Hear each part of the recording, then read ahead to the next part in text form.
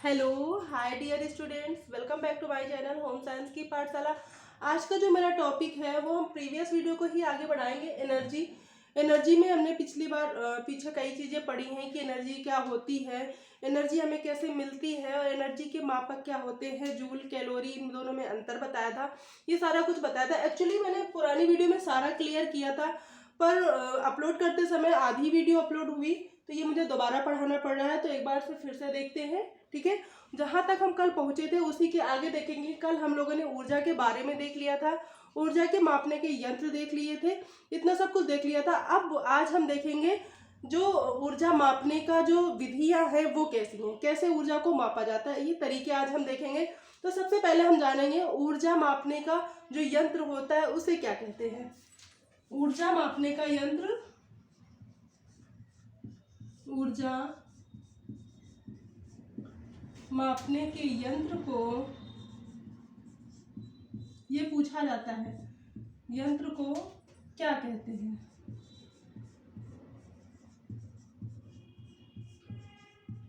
ऊर्जा मापने के यंत्र को कहते हैं कैलोरीमीट्री।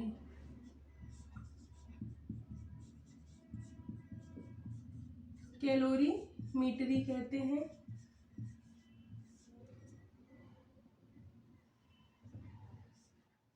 कैलोरीमीट्री कहीं कहीं पे ऐसे भी लिखा रहता है, ठीक है।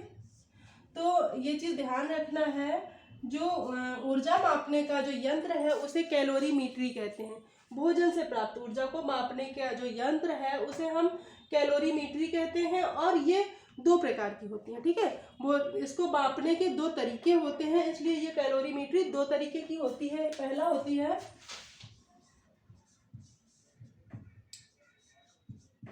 प्रत्यक्ष कैलोरीमीट्री, प्रत्यक्ष कैलोरीमीट्री, और दूसरा होती है अप्रत्यक्ष कैलोरीमीट्री।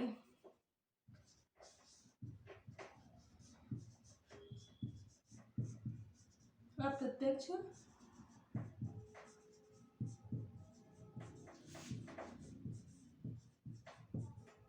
कैलोरीमीट्री, ठीक है। इन दोनों में क्या प्रोसेस होता है, ठीक है। ये शरीर में जो प्राप्त ऊष्मा होती है, जो कैलोरी होती है, शरीर में कितनी कैलोरी की आवश्यकता होती है वो जानने के लिए ये जांच किए जाते हैं। इसके लिए यंत्र क्या लगता है, कैलोरीमीट्री। और ये दो तरीके की होती है, प्रत्यक्ष कैलोरीमीट्री और अप्रत्यक्ष कैलोरीमीट्री। प्रत्यक्ष कैलोरीमीट्री यानी डायरेक्ट, और अप्रत्यक्ष मतलब इनडायरेक्ट। तो ये नाम से ही पता चल रहा है, प्रत्यक्ष मतलब भोजन से जो हमें सीधी एनर्जी मिलती है ना, जो भोजन खाने के बाद चयापचय शोषण के होने के बाद जो कैलोरी मिलती है ना, वो आती है प्रत्यक्ष कैलोरीमीट्री के अंतर्गत। उसकी जो नाप करता है वो प्रत्यक्ष कैलोरीमीट्री करता है, ठीक है। इतना क्लियर। तो इसमें हम क्या लिखेंगे, जो हमें भोजन के बाद हमें जो कैलोरी मिलती है,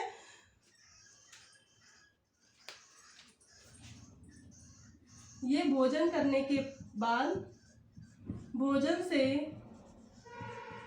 प्राप्त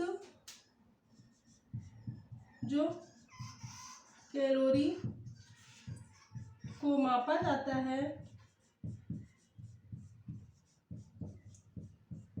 वो आता है प्रत्यक्ष कैलोरीमीट्री के अंतर्गत, ठीक है। इसमें क्या होता है, जो हम भोजन करते हैं, जो भोजन हम खाते हैं, उसकी जो ऊष्मा हमें मिलती है उसमें हमें कितनी कैलोरी मिल रही है वो जांच होती है प्रत्यक्ष कैलोरीमीट्री के अंतर्गत। और अप्रत्यक्ष कैलोरीमीट्री के अंतर्गत श्वसन में ली गई ऑक्सीजन, मतलब श्वसन में ली गई ऑक्सीजन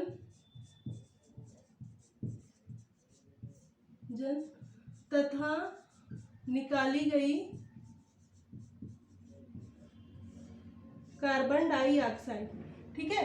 कार्बन डाइऑक्साइड यानी CO2 को माप कर ये कैलोरी पता की जाती है, ठीक है। इसमें क्या जाता है, तो श्वसन में हम ऑक्सीजन ग्रहण करते हैं और CO2 निकालते हैं, तो कितनी ऑक्सीजन ली गई और कितना CO2 निकाला गया उसका पूरा जांच करके ये इसका इस पर कार्य करता है क्या, अप्रत्यक्ष कैलोरीमीटर। तो मतलब ये भोजन से प्राप्त एनर्जी को, कैलोरी को जो देखता है, और ये श्वसन के थ्रू ये देखता है कि शरीर में कितनी ऊष्मा लगी। तो इतना समझ में आया।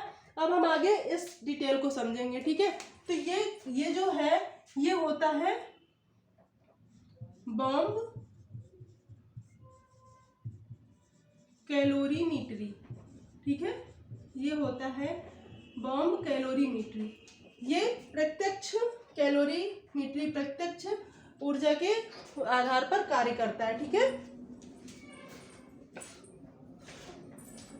यह प्रत्यक्ष एनर्जी के आधार पर कार्य करता है। और इसमें क्या होता है इसको हम देखते हैं। तो इसको सबसे पहले हम देखेंगे बॉम्ब वर्ड क्यों दिया गया, इसे बॉम्ब कैलोरीमीट्री क्यों कहते हैं। तो वो इसलिए कहते हैं, ये जो पात्र लगा हुआ है, ये पूरा पात्र, इसे बॉम्ब बोलते हैं। क्या बोलते हैं? बॉम्ब। बॉम्ब मतलब स्टील का बर्तन, ठीक है। इसको बॉम्ब बोलते हैं इस पात्र को। और ये किससे बना होता है? स्टील से बना हुआ होता है। स्टील से बना हुआ होता है और ये ताप का सुचालक होता है, ठीक है। ये ताप का सुचालक होता है, मतलब ताप को इधर से उधर भेज सकता है, इसमें ऊष्मा क्रॉस होती है, ठीक है। तो ये ताप का सुचालक होता है। और ये जो बीकर लगा हुआ है, ये जो पात्र लगा हुआ है, ये ताप का कुचालक है, ठीक है। ताप का कुचालक मतलब ये एनर्जी को बाहर नहीं निकलने देगा। जो एनर्जी होगी, जो ऊष्मा होगी, वो इसके अंदर ही रहेगी। तो अब हमने देखा ये जो पात्र है ये ऊष्मा का कुचालक है और ये जो पात्र है ये ऊष्मा का सुचालक है और इस पात्र को कहते हैं बॉम्ब। इस कारण इस कैलोरीमीट्री का नाम बॉम्ब कैलोरीमीट्री पड़ा। अब ये प्रोसेस कैसे होता है इसमें वो देखते हैं। इस बॉम्ब में हम रखते हैं भोजन को, ठीक है। इसमें भोजन को रखते हैं और इसके अंदर ऑक्सीजन रहती है, पहले से ऑक्सीजन रहती है, इसमें हम भोजन को रखते हैं और ये विद्युत द्वारा इसमें ऊष्मा दी जाती है, इसको जलाया जाता है।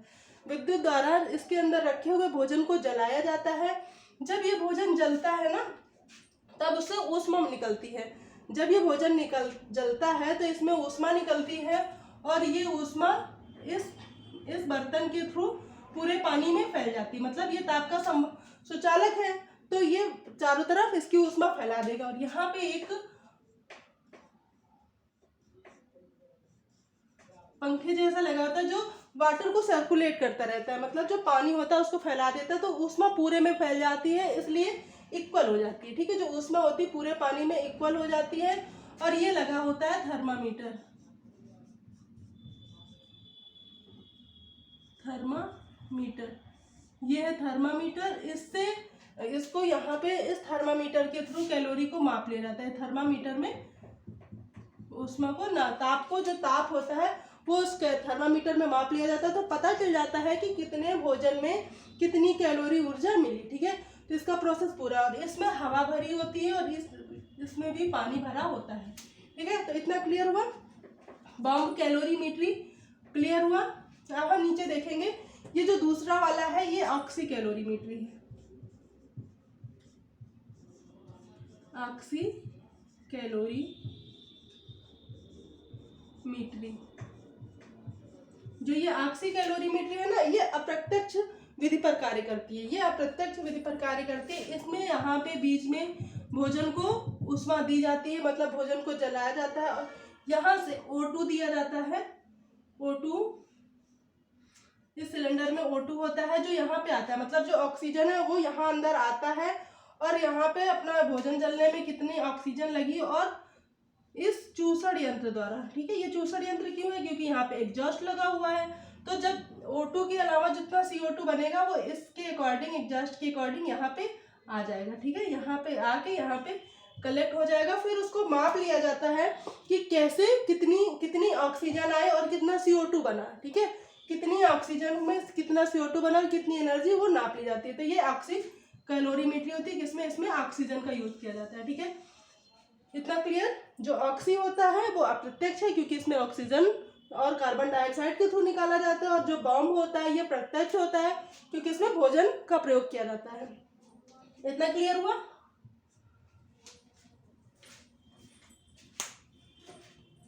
अब हम आगे देखेंगे,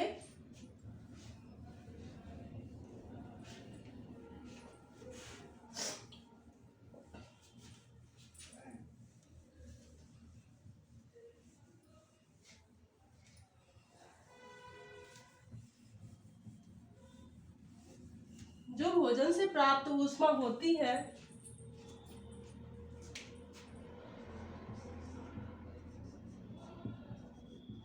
भोजन की कैलोरी को प्रभावित करने वाले तत्व, मतलब जो हमें भोजन से प्राप्त होती है कैलोरी, उसको कौन कौन से तत्व प्रभावित करते हैं। मतलब भोजन से हमें मतलब ऊष्मा किस चीज़ से मिलती है। प्रोटीन से मिलती है कैलोरी, वसा से मिलती है और कार्बोहाइड्रेट से मिलती है। ठीक है, तो इतना क्लियर हुआ। जो भोजन की कैलोरी हमें मिल रही है वो प्रभावित करती है 3 तत्वों पर। ठीक है, सबसे पहले आता है जल की मात्रा।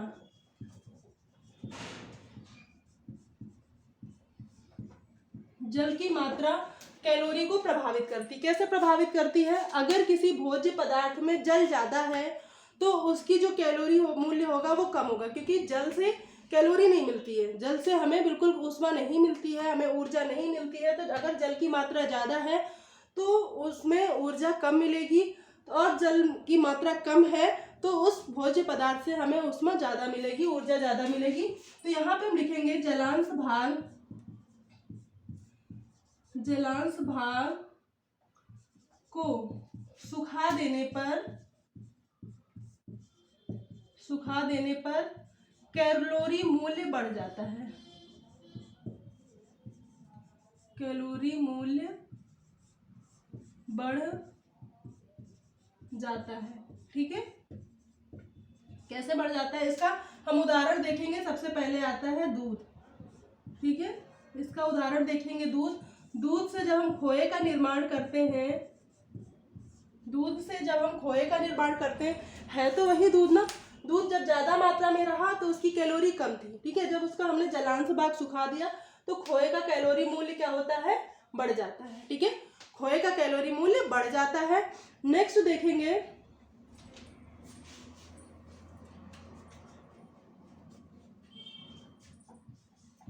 पोषक तत्वों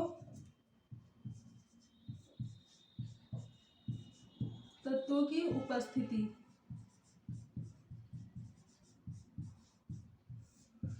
हम कौन सा भोजन ले रहे हैं, हम कौन सा भोज्य पदार्थ ले रहे हैं, उसमें कौन सा पोषक तत्व विद्यमान है, उसमें कौन सा पोषक तत्व शामिल है, वो भी कैलोरी मूल्य को प्रभावित करता है। कैसे कि अगर कोई भोजन है उसमें कार्बोहाइड्रेट ज़्यादा हो रहा है तो उससे हमें 4 ग्राम ही ऊर्जा मिलेगी, और अगर उसमें वसा की मात्रा ज़्यादा है तो उससे हमें 9 ग्राम ऊर्जा मिलती है। ठीक है, तो पोषक तत्व उपस्थित होते हैं जितने, जैसे कि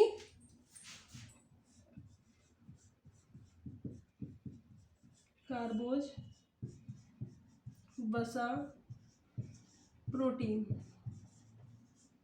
इन सबसे जो मिलने वाली ऊर्जा है वो प्रभावित करती है कैलोरी मूल्य को। क्यों करती है? जो कार्बोज होगा तो उससे हमें 4 ग्राम ही मिलेगा, वसा से 9 ग्राम एनर्जी मिलेगी, और प्रोटीन से हमें 4 ग्राम मिलती है। ठीक है, तो जो पोषक तत्व की जो उपस्थिति होती है वो भी उस पर वो होती है कि कितना, मतलब उस भोजन की जो कैलोरी मूल्य है उसको प्रभावित करती है। जितने भोजन में जितना होगा, अगर वसा होगा तो उसका कैलोरी मूल्य ज़्यादा होगा। इतना क्लियर है? ठीक है, वसा होगा तो भोजन का कैलोरी मूल्य ज़्यादा होगा, और अगर कार्बोहाइड्रेट होगा और प्रोटीन होगा तो वो वसा की अपेक्षा उसका जो कैलोरी मूल्य होगा वो कम होगा। ठीक है, अब हम देखेंगे तीसरा,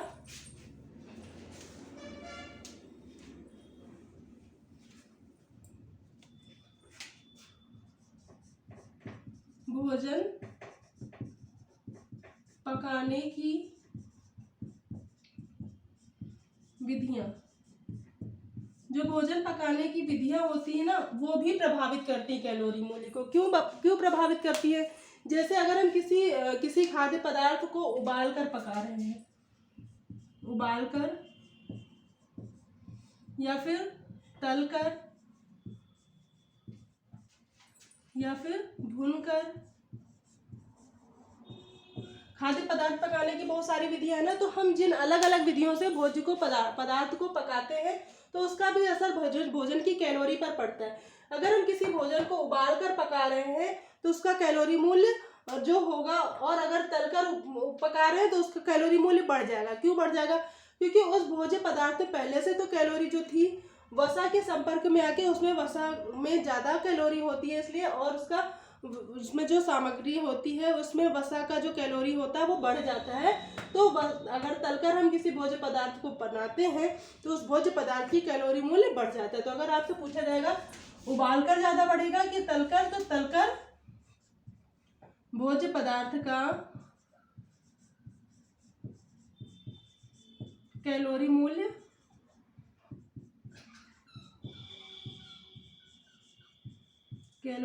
बढ़ जाएगा। ठीक है, इतना क्लियर। तो भोजन को प्रभावित करने वाले जो तत्व है वो हमने देखे। भोजन पकाने की जो विधियां हैं, जल की मात्रा और जो भोजन के उसमें पोषक तत्व शामिल होते हैं उसके अकॉर्डिंग भोजन की कैलोरी प्रभावित होती है। ठीक है, अब हम आगे देखेंगे हमारे शरीर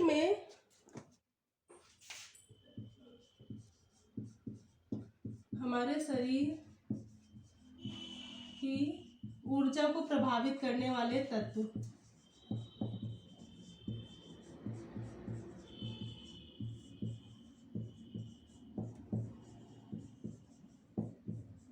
हमारे शरीर की ऊर्जा को प्रभावित करने वाले तत्व, तो ये कौन कौन से तत्व हैं जो हमारे शरीर की ऊर्जा को प्रभावित करते हैं? तो ये 7 तत्व हैं। ठीक है, नंबर 1 पर आएगा आयु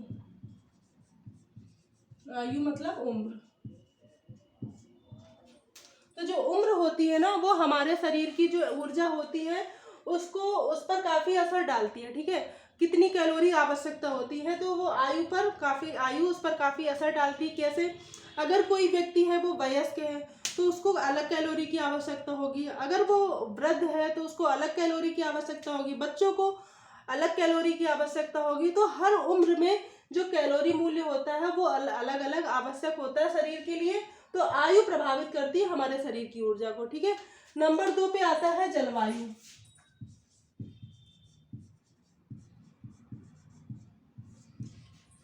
जलवायु भी बहुत ज्यादा, और ये जलवायु या तो मौसम, जलवायु भी काफी असर डालती है हमारे भोजन की ऊर्जा पर। क्यों? अगर मौसम ठंडा है तो हमें ज्यादा वसा की जरूरत होती है। ठीक है, हम लोग ज्यादा वसा की चीजें खा लेते हैं जो कि हमारा शरीर एब्जॉर्ब कर लेता है। ठीक है, तो जलवायु असर डालती है। अलग अलग जगहों पर या फिर अलग अलग मौसम पे हम अलग अलग तरीके के खाना पसंद करते हैं, इसलिए जलवायु हमारे शरीर की ऊर्जा को प्रभावित करती है। नंबर 3 पर आएगा लिंग।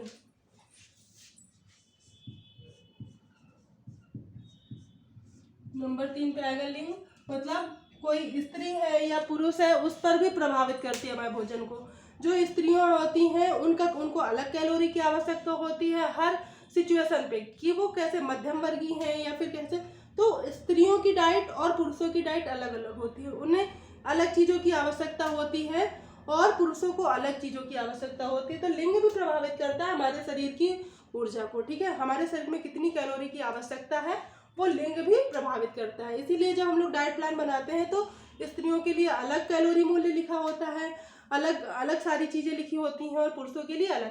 तो लिंग प्रभावित करता है हमारे शरीर में कितनी कैलोरी की आवश्यकता है। नंबर 4 पे आता है क्रियाशीलता।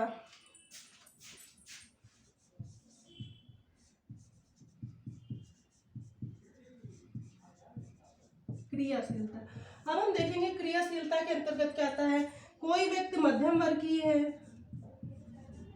मध्यम कार्य कर रहा है या फिर अधिक कार्य कर रहा है,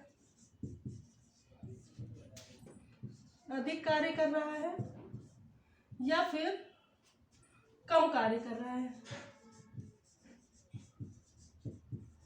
ये भी हमारे भोजन की कैलोरी पर प्रभाव डालती है। क्रियाशीलता, अगर कोई अधिक कार्य करने वाला हुआ तो उसे ज़्यादा कैलोरी की आवश्यकता होगी। जो मध्यम कार्य करने वाला हुआ उसको इससे कम आवश्यकता होगी, और जो कम कार्य करने वाला हुआ तो उसे सबसे कम की आवश्यकता होती है। तो मध्यम को कम से ज़्यादा और अधिक से कम की जरूरत होती है। ठीक है, तो जो क्रियाशीलता होती है ना वो भी प्रभावित करती है हमारे कार्य को। ठीक है, हमारे भोजन की कैलोरी मूल्य को। ठीक है, नंबर 5 पे आएगा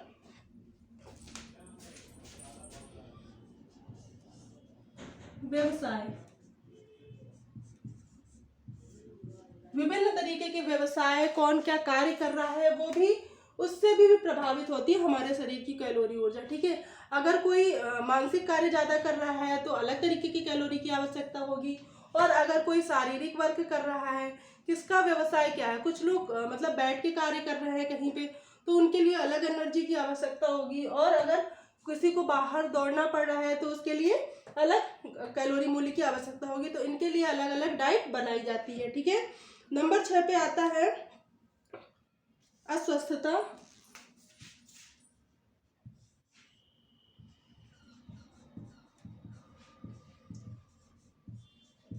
जो अस्वस्थता होती है ना, ये भी हमारे भोजन की ऊर्जा को प्रभावित करती। कैसे कराती है? अगर कोई रोगी है तो उसको उसके अकॉर्डिंग भोजन दिया जाता है, उसको किस तरीके का रोग है, उसे क्या खाना चाहिए क्या नहीं खाना चाहिए, वो भी प्रभावित करती है। अस्वस्थता की स्थिति में मनुष्य क्या करता है, बाहर के काम ज़्यादा नहीं करता है, उसे सिर्फ उतनी ऊर्जा की आवश्यकता होती है जितना वो लेटा रहता है, उसके शरीर की आंतरिक क्रियाओं के संचालन में जरूरत होती है, तो इसे कम कैलोरी की आवश्यकता होती है। किसी किसी रोगी को क्या होता है, ज़्यादा कैलोरी देनी पड़ती है, क्योंकि वो एकदम से बीमार हो गया है, तो उसे अगर हम एनर्जी नहीं देंगे तो वो चल नहीं सकता। तो अलग अलग रोगी के लिए भी हम अलग अलग डाइट प्लान बनाते हैं। तो मतलब जो अस्वस्थता होती है ना, वो हमारे शरीर की ऊर्जा में हमारे शरीर को कितनी आवश्यकता है उसको प्रभावित करती है।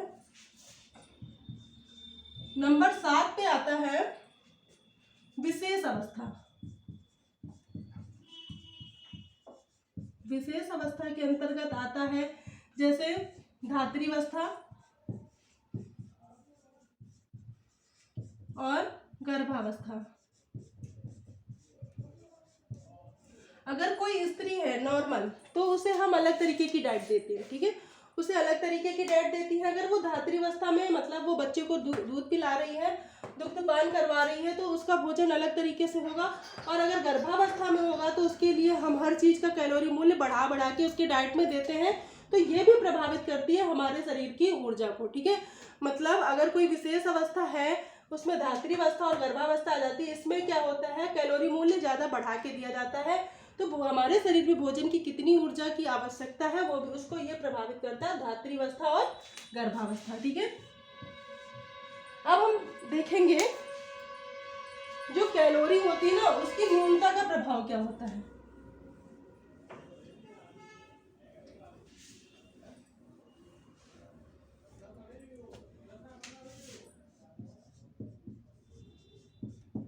कैलोरी की न्यूनता, ठीक है, मतलब कमी, और इधर लिखते हैं हम कैलोरी की अधिकता से क्या हानि होती है। ठीक है, अगर से क्या हानि होती है।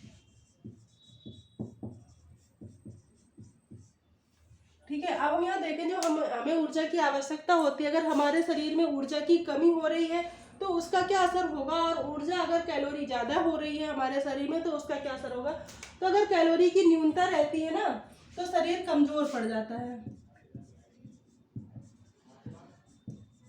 अब ये कैसे पड़ जाता है, क्योंकि हमें जिस शरीर के कार्य करने के लिए ऊर्जा की आवश्यकता पड़ती है, वो हमने देखा है कि जितने भी संस्थान है वो अपने अपने कार्य कर रहे हैं, उसके लिए कुछ ऊष्मा की आवश्यकता होती है, कुछ ऊर्जा की आवश्यकता होती है। तो जब हम प्रॉपरली भोजन के साथ करते रहते हैं तो उसी से वर्क होता रहता है उसका।